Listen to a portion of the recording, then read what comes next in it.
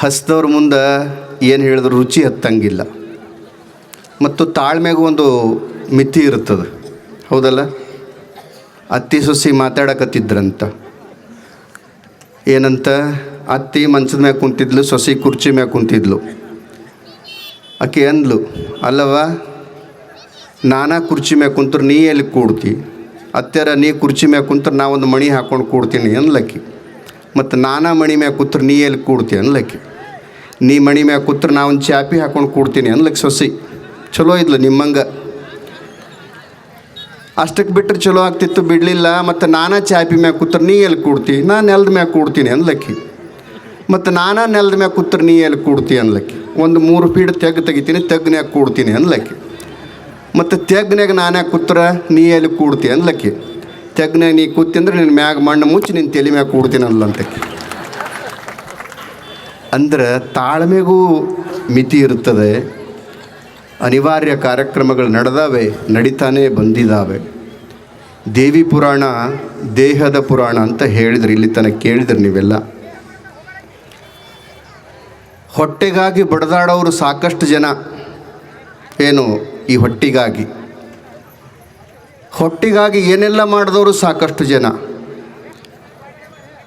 ಹೊಟ್ಟೆ ಬಟ್ಟೆಗಾಗಿ ಬದುಕನ್ನು ಕಳ್ಕೊಂಡವರು ಸಾಕಷ್ಟು ಜನ.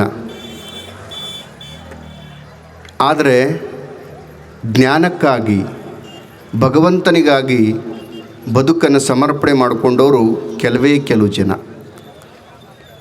ಈ ನಾಡಿನೊಳಗೆ ಎಷ್ಟೋ ಜನ ಹುಟ್ಟಿ ಸತ್ತು ಹೋಗಿದ್ದಾರೆ. ರಾಜ ಮಹಾರಾಜರು ಹಿಡ್ಕೊಂಡು ಇಲ್ಲಿ ತನಕ ಎಷ್ಟೋ ಜನ ಸಂಪತ್ತು ಗಳಿಸ್ಯಾರ, ಮನಿ ಗಳಿಸ್ಯಾರ, ಎಲ್ಲ ಗಳಿಸಿ ಅದೇ ಮಣ್ಣಿನೊಳಗೆ ಮಣ್ಣಾಗಿ ಹೋಗಿದ್ದಾರೆ. ಯಾಕೆ ಕೆಲವೇ ಜನ ಉಳಿದಾರೆ ಅಂತ ಕೇಳಿದರೆ, ಉಳಿಯುವಂಥ ಶ್ರೇಷ್ಠವಾದ ಜ್ಞಾನವನ್ನು ಪಡ್ಕೊಂಡಾರ. ಆ ಜ್ಞಾನಕ್ಕಾಗಿ ಬದುಕನ್ನು ಸಮರ್ಪಿಸಬೇಕು. ಹಗಲು 4 ಜಾವ ಅಸನಕ್ಕೆ ಕುದಿಯುವರು, ಇರುಳು 4 ಜಾವ ವ್ಯಸನಕ್ಕೆ ಕುದಿಯುವರು. ಅಗಸ ನೀರೊಳಗಿದ್ದು ಬಾಯಾರಿ ಸತ್ತಂತೆ, ತಮ್ಮೊಳಗಿದ್ದ ಮಹಾಗಣವನರಿಯರು ಅಂತ ಹೇಳ್ತಾರೆ. ನಾವೆಲ್ಲ ಹೊಟ್ಟೆಗಾಗಿ ಬಟ್ಟೆಗಾಗಿ ಬಡದಾಡಿ ಬದುಕನ್ನೇ ಕಳ್ಕೊಂಡಿದ್ದೀವಿ. ಅದ್ರ ಸಲುವಾಗಿ ಬಡದಾಡ್ತೀವಿ. ಯಾವುದು ಅಮೂಲ್ಯ ಅದ ಬದುಕಿಗೆ, ಯಾವುದು ಶ್ರೇಷ್ಠ ಅದ? ಶರಣರನ್ನಿಲ್ಲೇನು? ಹೇಮ, ಭೂಮಿ, ಕಾಮಿನಿ ನಿನ್ನವಳೆಲ್ಲ ಜ್ಞಾನ ನಿಂದು ಅಂತ ಹೇಳಿದರು. ಆ ಜ್ಞಾನಕ್ಕೆ ಮಹತ್ವ ಕೊಟ್ಟಿಲ್ಲ ನಾವು. ಕೊಟ್ಟಿವೇನು? ಇಲ್ಲ. ಹೊಟ್ಟೆಗಾಗೇ ಬಡದಾಡಿದ್ದೀವಿ, ಬಟ್ಟೆಗಾಗೇ ಬಡದಾಡಿದ್ದೀವಿ. ನೆತ್ತಿಗಾಗಿ ಬಡದಾಡಿದವರು ಕಡಿಮೆನೇ ಅದಾರ. ಮಡಿವಾಳಪ್ಪನಂಥವರು ನೆತ್ತಿಗಾಗಿ ಬಡದಾಡದವರು. ಕೃಷ್ಣಪ್ಪನಂಥವರು ಜ್ಞಾನಕ್ಕಾಗಿ ಬಡದಾಡದವರು. ರಾಮಪ್ಪನಂಥವರು ಜ್ಞಾನಕ್ಕಾಗಿ ಬಡದಾಡದವರು. ಅವರು ಯಾಕೆ ಬದುಕಿದ್ದಾರೆ, ಇನ್ನೂ ಜೀವಂತವಾಗಿದ್ದಾರೆ ಅಂತ ಕೇಳಿದ್ರೆ ಜ್ಞಾನಕ್ಕಾಗಿ ಬದುಕಿದ್ದಾರೆ. ನಾವು ಕೂಡ ಅಂಥ ಶ್ರೇಷ್ಠವಾದ ಅನ್ನ ಹೊಟ್ಟೆ ಬಟ್ಟಿಗಾಗಿ ಬಡದಾಡದೆ ಜ್ಞಾನಕ್ಕಾಗಿ ಹಂಬಲಿಸಬೇಕು, ಜ್ಞಾನವನ್ನು ಪಡ್ಕೋಬೇಕು. ದೇಹ ದೇವಾಲಯ ಮಾಡ್ಕೋಬೇಕು ಅಂದರು. ಏನಂದಾರ? ದೇಹ ದೇವಾಲಯ ಮಾಡ್ಕೋಬೇಕು. ಮತ್ತು ಹೆಂಗೆ ಮಾಡ್ಕೋಬೇಕ್ರಿ ದೇವಾಲಯ? ನೀವು ಅನ್ಬೋದು. ಒಂದು ಭಾಳ ಚಂದ ಬರೀತಾರೆ ಸಿದ್ದಯ್ಯ ಪುರಾಣಿಕರು, ಒಂದು ವಚನ ಹೇಳಿ ನನ್ನ ಮಾತನ್ನು ಮುಗಿಸ್ತೇನೆ. ನನ್ನಿಯನೇ ನುಡಿವ ಬಾಗಿ ದೇವರ ಗುಡಿ. ದೇಹ ದೇವಾಲಯ ಹೆಂಗೆ ಮಾಡ್ಕೋಬೇಕು ಅಂತ ಬರೀತಾರೆ. ಏನು ಮಾಡ್ಕೋಬೇಕು? ನಿನ್ನ ಬಾಯಿ ಒಳಗೆ ಒಂದು ಚಲೋ ಮಾತಾಡಬೇಕು.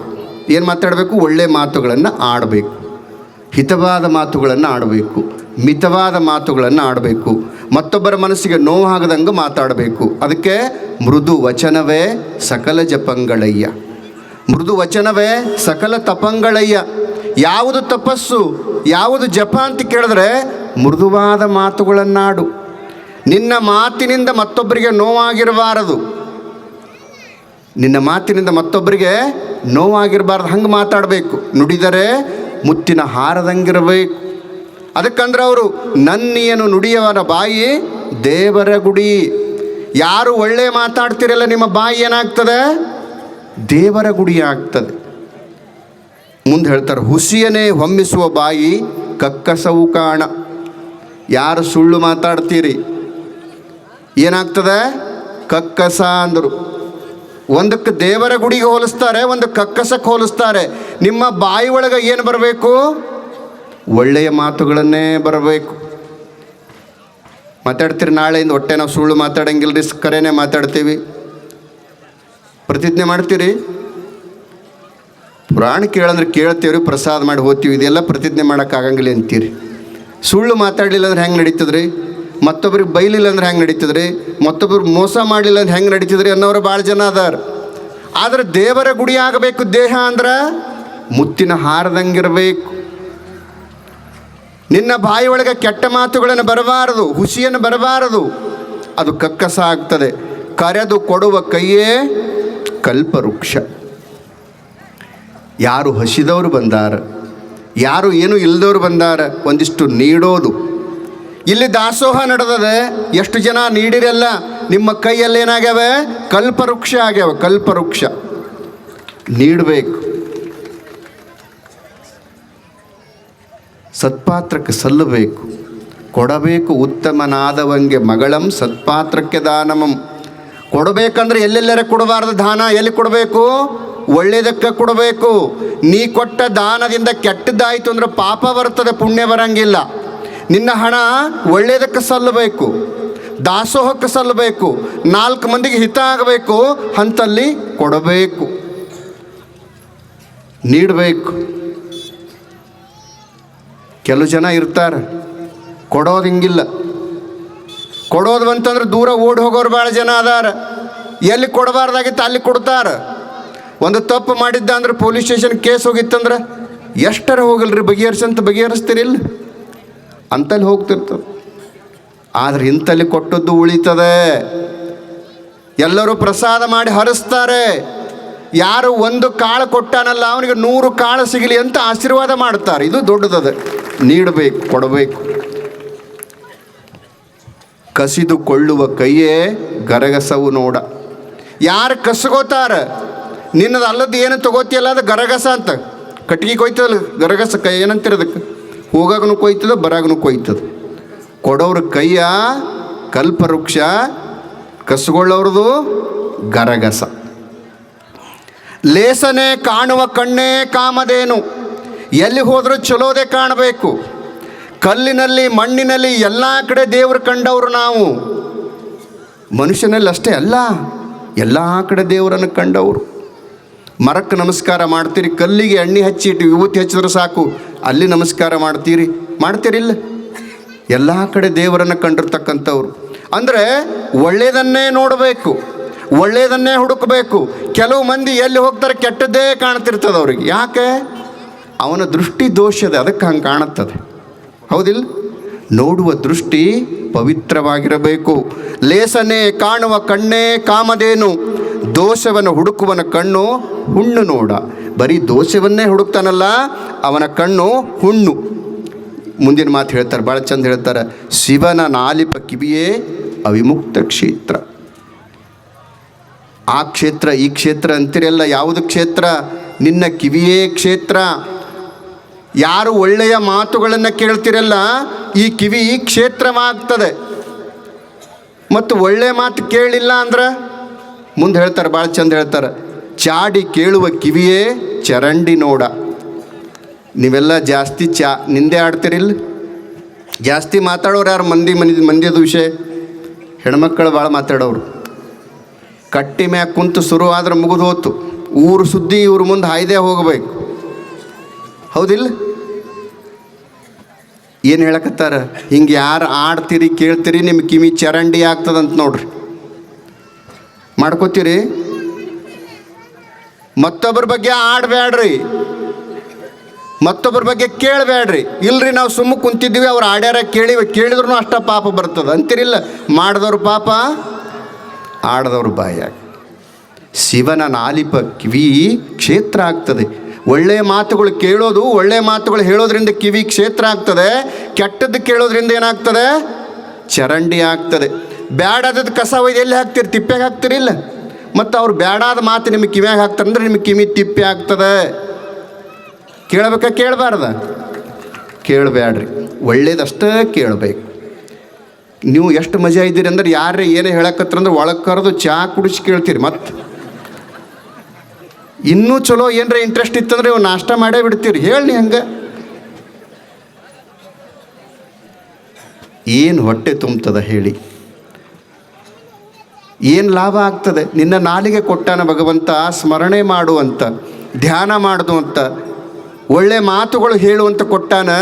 ಯಾಕೆ ಕೆಟ್ಟ ಮಾತುಗಳಾಡಿ, ಚಾಡಿ ಮಾತುಗಳಾಡಿ, ನಿಂದೆ ಮಾತುಗಳಾಡಿ ಬದುಕು ಹಾಳು ಮಾಡ್ಕೋತಿ? ಮಡಿವಳ ಪಲ್ಲಿಲೇನು? ನಿಂದೆ ಮಾಡಿದವರು ಹಂದಿಗಳಿದ್ದಂಗೆ ಅಂತ. ಯಾಕೆ? ಹಂದಿ ಇದ್ರೆ ಕೇರಿ ಸ್ವಚ್ಛ ಇರ್ತದೆ, ನಿಂದಕರಿದ್ರೆ ನೀವು ಸ್ವಚ್ಛ ಇರ್ತೀರಿ, ನಿಂದಕರು ಇರಬೇಕು ಅಂತ. ಯಾಕೆ ಆಡಬೇಕು? ಆಡಬಾರದು, ಕೇಳಬಾರದು, ಒಳ್ಳೆಯದನ್ನೇ ಕೇಳಬೇಕು. ಮುಂದೆ ಹೇಳ್ತಾರೆ, ಪಾವಿತ್ರ ಪರಿಮಳ ಪ್ರಿಯ ನಾಶಿಕವು ನಾಶಿಕ ಕಾಸಿ, ದುರಿತ ದುರ್ಗಂಧ ಪ್ರಿಯ ಮೂಗು ತಿಪ್ಪೆ ನೋಡ. ಬಹಳ ಚಂದ ಹೇಳ್ತಾರೆ. ದೇಹ ದೇವಾಲಯ ಹಂಗೆ ಮಾಡ್ಕೋಬೇಕು. ಬಸವಣ್ಣವರು ಹೇಳ್ತಾರೆ, ಎನ್ನ ಕಾಲೇ ಕಂಬ ದೇಹವೇ ದೇಗುಲ, ಶಿರವೇ ಹೊನ್ನಿನ ಕಳಸವಯ್ಯ. ಈ ದೇಹ ದೇವಾಲಯ ಮಾಡ್ಕೋಬೇಕು. ಆ ದೇವರು ಈ ದೇವರು, ಎಷ್ಟು ದೇವರು ತಿರುಗಾಡೋರಿದ್ದೀರಿ, ಎಷ್ಟರ ಅಡ್ಡಾಡೋರಿದ್ದೀರಿ. ನಿನ್ನ ದೇಹವೇ ದೇವಾಲಯ ಮಾಡ್ಕೋಬೇಕು. ಆಗಬೇಕು ಅಂದ್ರೆ ಹೇಳಿದ್ನಲ್ಲ, ಒಳ್ಳೆಯ ಮಾತುಗಳನ್ನಾಡು, ಬಾಯಿಯಿಂದ ಒಳ್ಳೆಯ ಮಾತಾಡು, ಒಂದಿಷ್ಟು ದಾನವನ್ನು ನೀಡು, ಒಂದಿಷ್ಟು ಒಳ್ಳೆಯದನ್ನು ನೋಡು ಕಣ್ಣಿನಿಂದ, ಒಂದಿಷ್ಟು ಒಳ್ಳೆಯದನ್ನು ಕೇಳು. ಇಷ್ಟು ಮಾಡಿದರೆ ಈ ದೇಹ ದೇವಾಲಯವಾಗ್ತದೆ. ಅಂಥ ದೇವಾಲಯ ಮಾಡಿಕೊಳ್ಳೋದಕ್ಕಾಗಿ ಈ ಬದುಕು ಬಂದದೆ ಹೊರತು ಬರೀ ಹೊಟ್ಟೆಗಾಗಿ ಬಂದಿದ್ದಲ್ಲ. ಆಸೆಗಾಗಿ ಸತ್ತವರು ಕೋಟಿ ಕೋಟಿ, ಆಮಿಷಕ್ಕಾಗಿ ಸತ್ತವರು ಕೋಟಿ ಕೋಟಿ. ಸತ್ತಿಲ್ಲೇನು ಎಷ್ಟು ಜನ? ಯಾವುದು ಸಾವನ್ನೇ ತಂದಿಲ್ಲ ಅಂತ ಅಮರವಾಗಿರ್ತಕ್ಕಂಥ ಬದುಕನ್ನು ನೀಡ್ತಕ್ಕಂಥ ಜ್ಞಾನವನ್ನು ಪಡ್ಕೋಬೇಕು. ಅದಕ್ಕೇನೆ ಈ ಎಲ್ಲ ಕಾರ್ಯಕ್ರಮಗಳು ಅಂತಕ್ಕಂಥದ್ದು. ಯಾವುದೇ ಕಾರ್ಯ ನಡೆದದೆ ಅಂದರೆ ಒಂದು ಉದ್ದೇಶ ಇರ್ತದೆ, ಅದು ನಮ್ಮ ಬದುಕಿಗೆ ಸಾರ್ಥಕತೆಯಾಗಬೇಕು. ಅಂಥ ಸಾರ್ಥಕದ ಕೆಲಸ ಕೋಣಸಿರ್ಸ್ಕಿ ಗ್ರಾಮದೊಳಗೆ ನೀವೆಲ್ಲ ಮಾಡಿದ್ದೀರಿ. ಇದರ ಉಪಯೋಗ ನೀವೆಲ್ಲ ಪಡ್ಕೊಂಡಿದ್ದೀರಿ ಅಂತ ಅನ್ನಿಸ್ತದೆ. ಏನು ನುಡಿಗಳನ್ನು ಕೇಳಿರಿ, ಏನು ಅನುಭವದ ಮಾತುಗಳನ್ನು ಕೇಳಿದಿರಿ, ನಿಮ್ಮ ಬದುಕಲ್ಲಿ ಅಳವಡಿಸ್ಕೊಳ್ರಿ, ಹಾಗೇ ನಡೀರಿ. ಈ ಜೀವನ ಸಾರ್ಥಕಗೊಳ್ಳುತ್ತದೆ. ಉಂಡದ್ದು ಹುಟ್ಟದ್ದು ಇಲ್ಲೇ ಉಳಿತದೆ. ದಾನ ಕೊಟ್ಟಿದ್ದು ದಾರಿ ಬುತ್ತಿಯಾಗಿರುತ್ತದೆ. ಕೇಳಿರ್ತಕ್ಕಂಥ ವಿಚಾರಗಳು ನಿಮ್ಮ ಬದುಕಿಗೆ ದಾರಿ ಮಾರ್ಗದರ್ಶನ ತೋರಿಸ್ತದೆ. ಅಂಥ ವಿಚಾರಧಾರಿಯನ್ನು ನಿಮ್ಮ ಬದುಕಲ್ಲಿ ಅಳವಡಿಸ್ಕೊಂಡಿದ್ದೀರಿ. ಇವತ್ತು ಅಪರೂಪದ ಕಾರ್ಯಕ್ರಮ. ಉಡಿಯನ್ನು ತುಂಬಿಕೊಂಡಿರಿ. ನೀವೆಲ್ಲ ಉಡಿಯನ್ನು ತುಂಬಿಕೊಂಡು ನೀವೇ ದಾನಮ್ಮರಾಗಿ, ದೇವಿಯಾಗಿ ಈ ನಾಡಿಗೆ ಹರಸಬೇಕು. ಎಲ್ಲರಲ್ಲಿ ಸದ್ಭಾವನೆ ಇರಬೇಕು, ಸದ್ಗುಣಗಳಿರಬೇಕು, ಎದೆಯೊಳಗೆ ಒಂದಿಷ್ಟು ಪ್ರೀತಿ ಇರಬೇಕು, ವಿಶ್ವಾಸ ಇರಬೇಕು. ಈ ಬದುಕೇ ಶ್ರೇಷ್ಠವಾದ ಬದುಕು. ಅಂಥ ಬದುಕು ನಿಮ್ಮದಾಗಲಿ ಅಂತೇಳಿ ಹಾರೈಸಿ ನನ್ನ ಎರಡು ಮಾತಿಗೆ ವಿರಾಮ ಕೊಡ್ತಾರೆ.